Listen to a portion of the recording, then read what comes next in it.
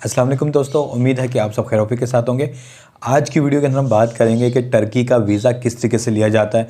दोस्तों, मैंने जैसा कि आपको लास्ट वीडियो के अंदर बताया था कि इस हवाले से मेरे पास बहुत सारे क्वेश्चन थे कि सर हमें बताएं कि टर्की का वीज़ा किस तरह मिलेगा, कितने टाइम में मिलेगा, कौन कौन से डॉक्यूमेंट रिक्वायर्ड होते हैं और उन डॉक्यूमेंट को कैसे प्रिपेयर करें और कितना ख़र्चा होता है, कितना टाइम लगता है।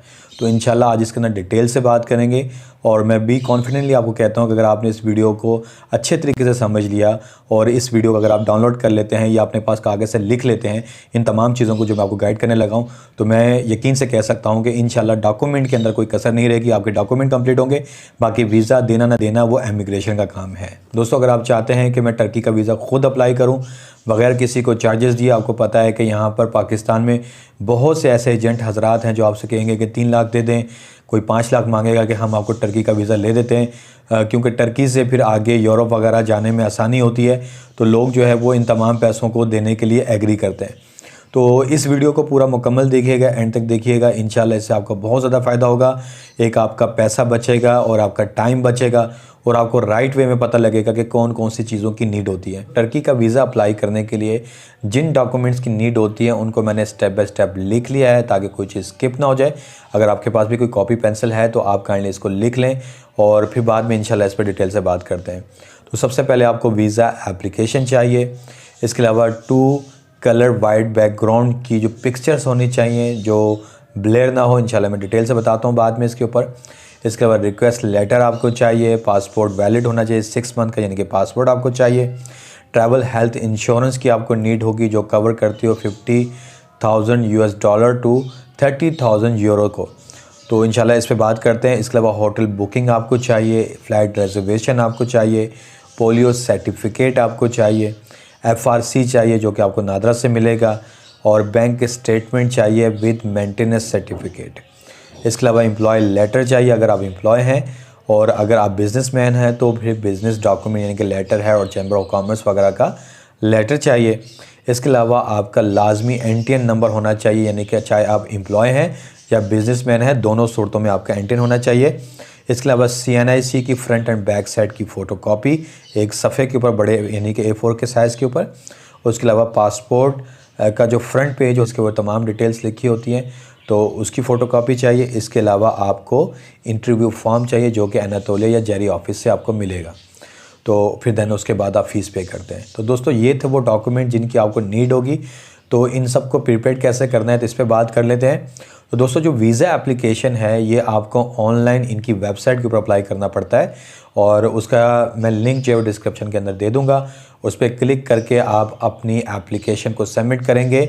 और दोस्तों, जो आपको जो फ़ोटो जो मैंने आपको बताया है वाइट बैकग्राउंड के अंदर, उसकी जो सॉफ्ट कॉपी होगी इस वीज़ा एप्लीकेशन के अंदर आप लगाएंगे। ये याद रखिएगा कि वीज़ा एप्लीकेशन और फ़ोटो आपकी जो हार्ड कॉपी के अंदर देंगे वो सेम होनी चाहिए, यानी कि उसमें डिफरेंस नहीं होना चाहिए। ऐसा नहीं होना चाहिए कि फॉर्म में कोई और लगाई है और हार्ड कॉपी जब आप देने जा रहे हैं एनाटोलिया जेरिस ऑफिस में तो वो कोई और हो। ठीक है, इसको ध्यान में रखिएगा।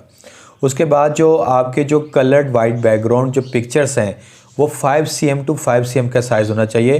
तकरीबन 2x2 का साइज़ बनता है, यानी कि 2 इंच बाई 2 का साइज़ बनता है। बड़ी पिक्चर होती है, लेकिन इससे बेहतर यह है कि जब आप पिक्चर खिंचवाने जाएंगे तो आप उनसे कहिएगा कि मुझे टर्की के लिए वीज़ा अप्लाई करना है, तो टर्की के वीज़ा की जो रिक्वायरमेंट है पिक्चर्स की, काइंडली उसके मुताबिक मुझे पिक्चर बना दें।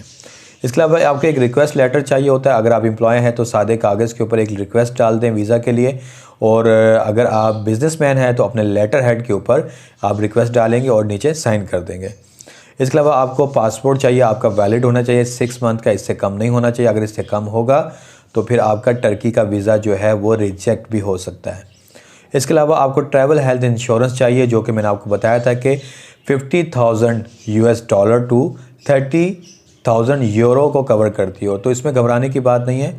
ये तकरीबन 2000-2500 के अंदर ये हेल्थ इंश्योरेंस मिल जाती है जो कि आप ऑनलाइन भी ले सकते हैं, और इसके अलावा किसी भी ट्रैवल एजेंसी के पास जा करके उनसे रिक्वेस्ट करके आप उनसे भी ले सकते हैं, उनसे बनवा सकते हैं। तो कोई इसमें मुश्किल बात नहीं है।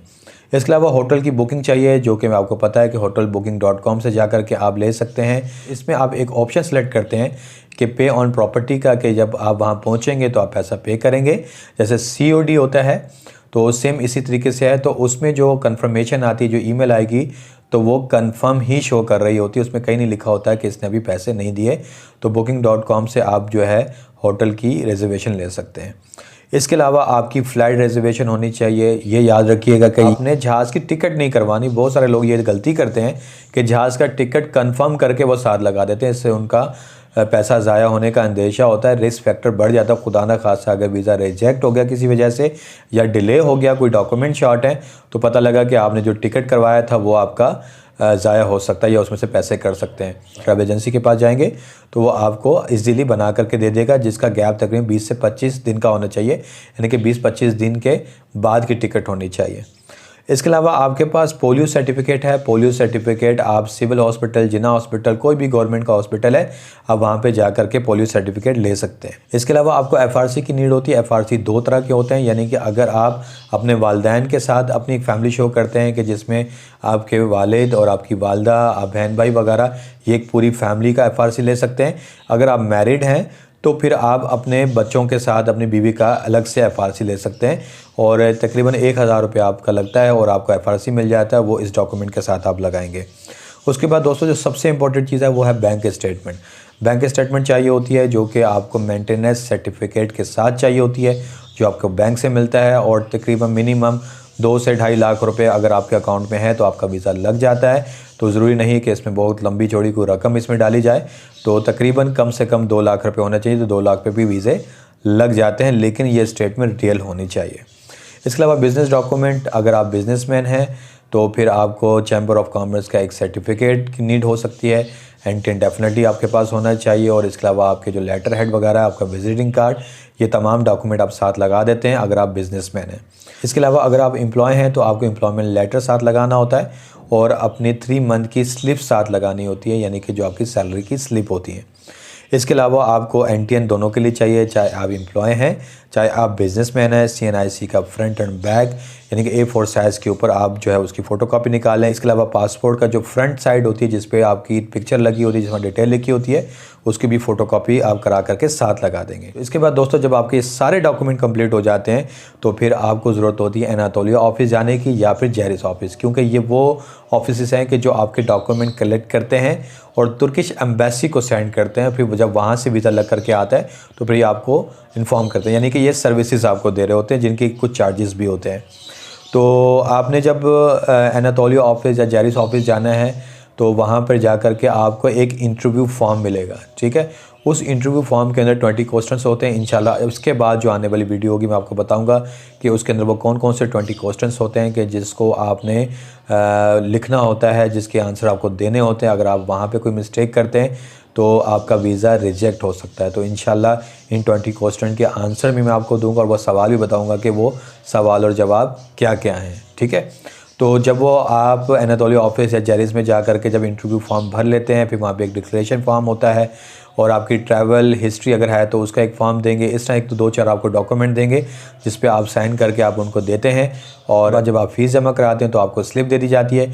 ग्रीन वाली स्लिप जो है वो आप जहाँ पे आपने डॉक्यूमेंट दिए थे आप उनको देंगे, यानी कि जो वहाँ का एनातोलिया ऑफिसर है या जेरिस ऑफिसर है, और वो आपके डॉक्यूमेंट के साथ लगा देता है। और जो वाइट वाली स्लिप आप अपने पास रखते हैं और जब आपको कॉल आएगी ऑफिस से कि आप अपना आके पासपोर्ट कलेक्ट कर लें तो आपको उस वक्त ये रसीद और सीएनआईसी कॉपी साथ लेकर के जानी होती है। तो दोस्तों वीज़ा सिंगल एंट्री के ऊपर जो आपका ख़र्चा आता है वो तकरीबन 17,250 रुपये आपका ख़र्चा आता है, जिसमें जेरिस या एनातोलिया की फ़ीस भी शामिल होती है और इसके अलावा आपके वीज़ा की फ़ीस भी शामिल होती है। और फिर उसके बाद फिर जब आप ये जमा करा देते हैं तो फिर आप इंतज़ार करते हैं और सबसे मुश्किल काम होता है कि जब आपने अपना पासपोर्ट, अपने डॉक्यूमेंट प्रिपेयर करके और जब आपने जमा करवा दिए तो फिर आपको वेट होता है, जुस्तजू होती है कि अब मेरा वीज़ा लगेगा या नहीं लगेगा। अगर आपके दोस्तों डॉक्यूमेंट सारे क्लियर हैं, उसमें कोई फेक डॉक्यूमेंट नहीं है, तो 99% चांसेस होते हैं वीज़ा लगने के। आजकल पाकिस्तानियों को वीज़ा दे रहे हैं और आपको पता है टर्की और पाकिस्तान के बहुत ही अच्छे रिलेशंस हैं और मैंने नहीं देखा कि बहुत ही कम लोग हैं कि जिनके रिफ्यूज़ हो रहे हैं, यानी कि वीज़ा रिजेक्ट हो रहे हैं। और वीज़ा क्यों रिजेक्ट होता है इस हवाले से मैंने ऑलरेडी एक वीडियो बनाई हुई है, उसका लिंक मैं डिस्क्रिप्शन के अंदर दे दूँगा ताकि आपको किसी किस्म की परेशानी का सामना ना करना पड़े। तो दोस्तों अगर आपके डॉक्यूमेंट परफेक्ट हैं तो 99% आपको वीज़ा मिलता है और वीज़ा मिलने की जो ड्यूरेशन है वो तकरीबन 1 week to 2 week to 3 week हो सकती है। वो डिपेंड करता है कि आपका केस कितना मजबूत है। बाज़ लोगों को जो है वो 5 डेज़ के अंदर भी कॉल्स आ जाती हैं, 3 डेज़ के अंदर भी कॉल्स आ जाती हैं। लेकिन अगर आपकी ट्रैवल हिस्ट्री मज़बूत है और आपके डॉक्यूमेंट मज़बूत है तो आपका वीज़ा मिलने का इन्हिसार इन्हीं तमाम चीज़ों पे करता है। तो मुझे उम्मीद है कि ये वीडियो आपको बहुत ज़्यादा पसंद आई होगी। इस वीडियो को लाइक कीजिएगा, शेयर कीजिएगा। अगर आप इस चैनल पे नए हैं तो लाजमी इस चैनल को सब्सक्राइब कर लें। अपना बहुत ख्याल रखिएगा और मुझे दुआ में याद रखिएगा।